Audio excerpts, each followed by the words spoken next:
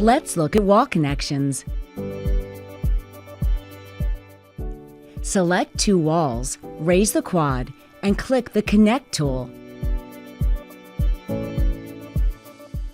The tooltip at the bottom of your screen reminds you that there are different connection options available. You can cycle through the 3 connection options by pressing the Control key.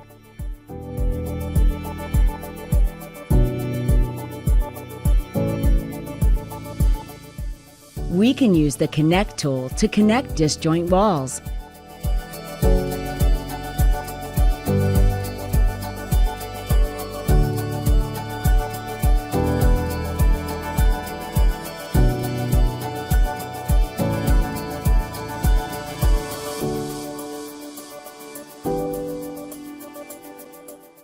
Highlight any face, and the Connect with Nearest tool makes it happen.